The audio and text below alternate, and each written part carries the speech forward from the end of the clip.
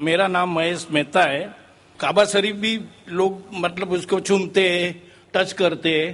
بعد میں جو حجر اسود ہے تو حجر اسود کو بھی لوگ چومتے ہیں کہ آدم علیہ السلام کو خدا نے, اللہ نے اوپر دیا تھا جنت سے اور وہاں فکس کیا ہے, تو جائز ہے کہ نہیں ہے؟ بھائی صاحب مہیش بھائی, ماشاءاللہ جب سے IRF قائم ہوا 1991 سے اس وقت سے ماشاءاللہ IRF میں آ رہے. اور اگر کوئی شخص, جب ہماری ویڈیو لائبریری شروع ہوئی تھی, اگر کوئی شخص جس نے سب سے زیادہ کیسٹ دیکھا ان چند سالوں میں وہ ہے مہیش بھائی ماشاءاللہ. آپ جو کہہ رہے تھے کہ حجر اسود کو لوگ چومتے, بے شک میں جانتا ہوں چومتے, تو کیا یہ صحیح ہے؟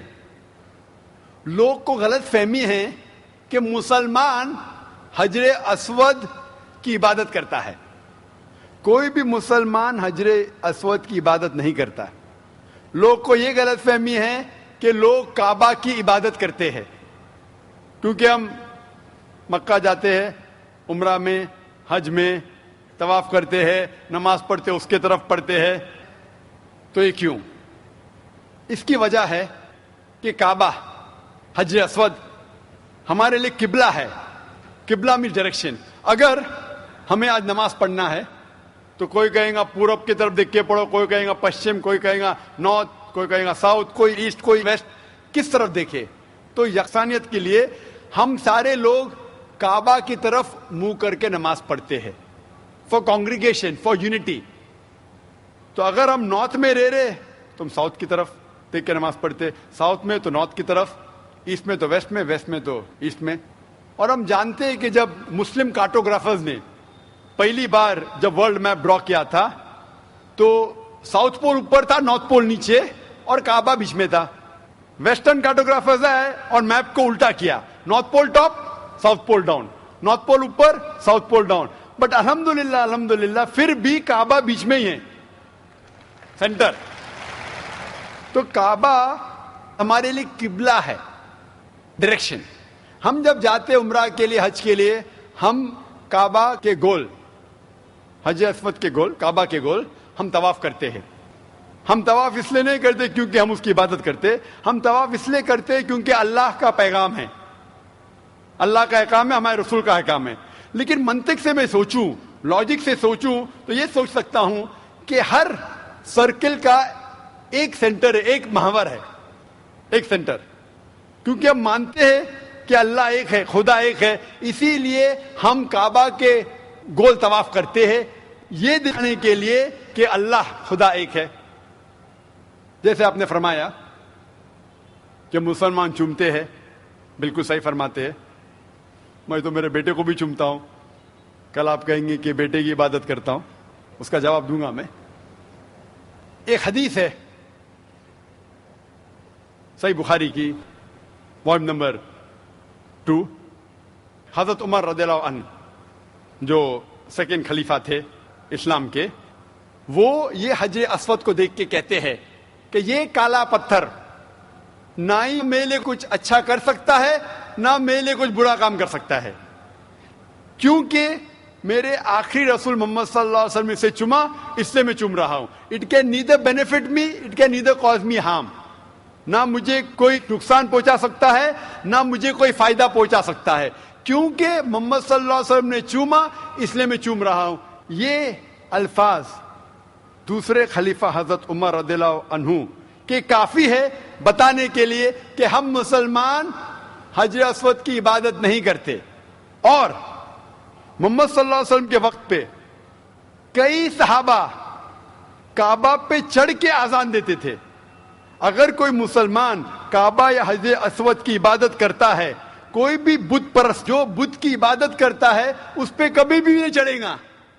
تو یہ کہنا کہ ہم کعبہ یا سنگ اسود یا حجر اسود کی عبادت کرتے ہیں, کئی صحابہ نے کعبہ پہ چڑھ کے اذان دی, تو یہ ثابت ہے کہ ہم نہ کعبہ نہ حجر اسود کی عبادت کرتے ہیں, ہم صرف اس کو قبلہ مانتے ہیں.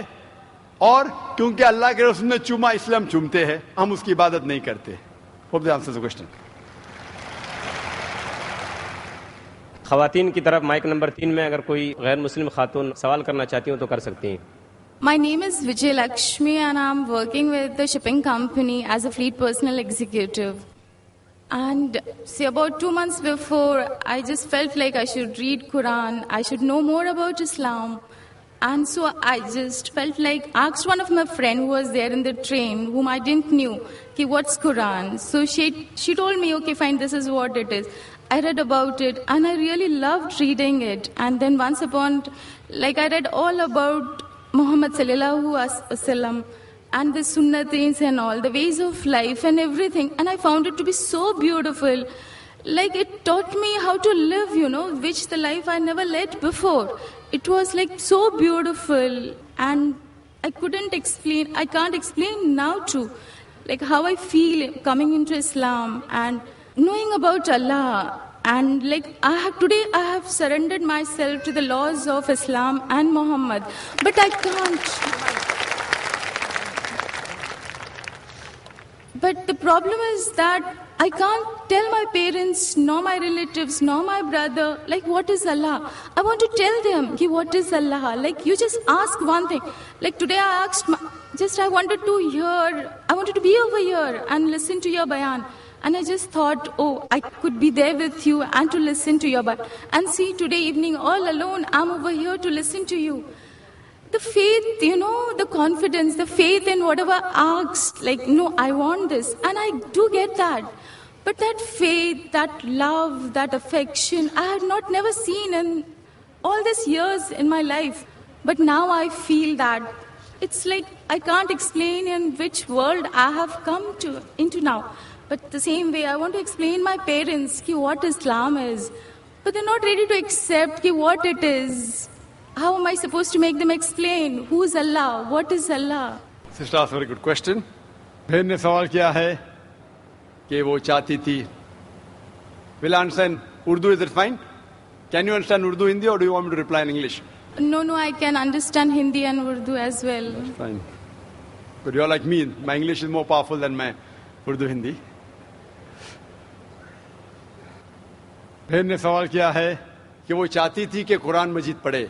اور چند مہینے پہلے 2-3 مہینے پہلے اس نے ایک مسلمان دوست سے پوچھا ہے اور قرآن مجید پڑھا ہے, اور قرآن مجید پڑھنے کے بعد اتنا امن محسوس کرنے لگی اور محمد صلی اللہ علیہ وسلم جاننے کے بعد کہ آج وہ کہتی ہے کہ I have surrendered to the will of Allah and the teachings of Muhammad صلی اللہ علیہ وسلم.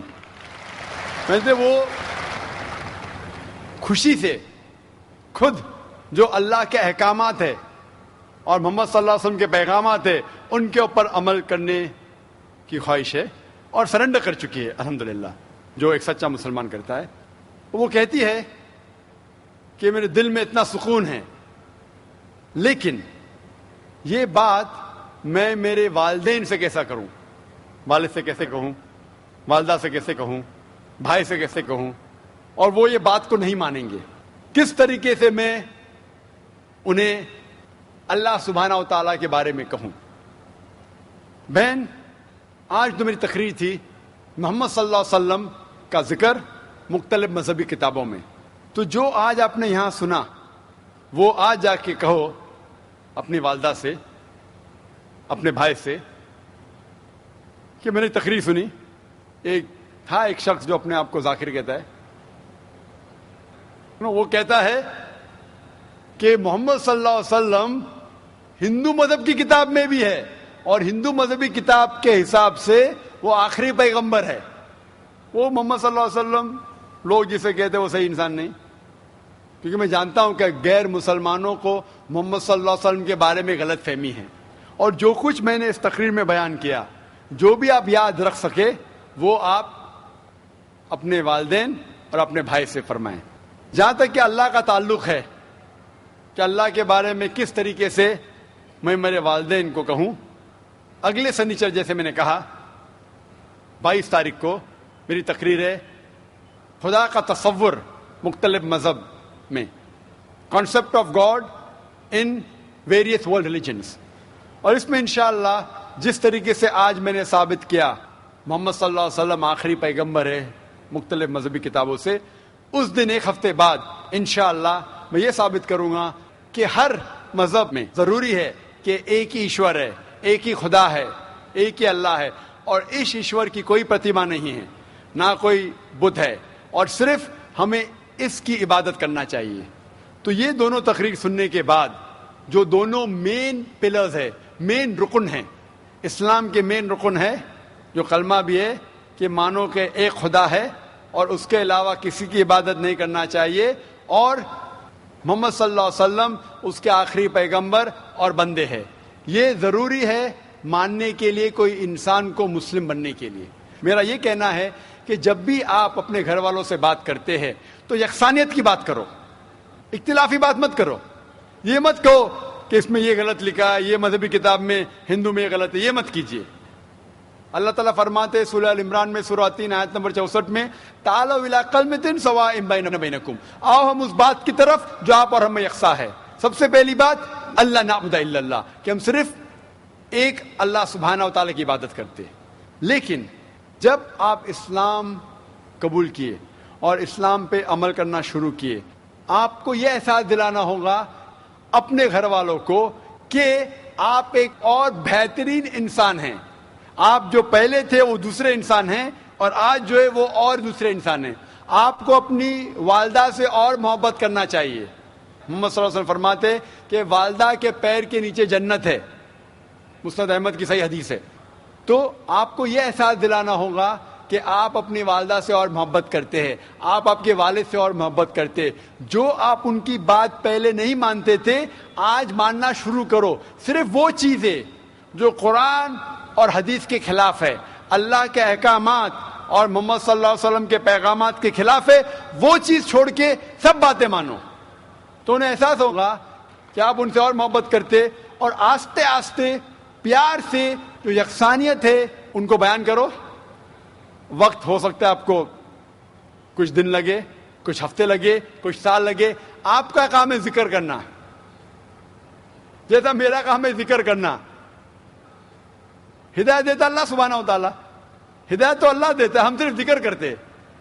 اسی طریقے سے آپ دعوت دیجئے آپ کے گھر والوں کو، اور بعد میں اللہ پہ چھوڑیے. Hope the answers the question.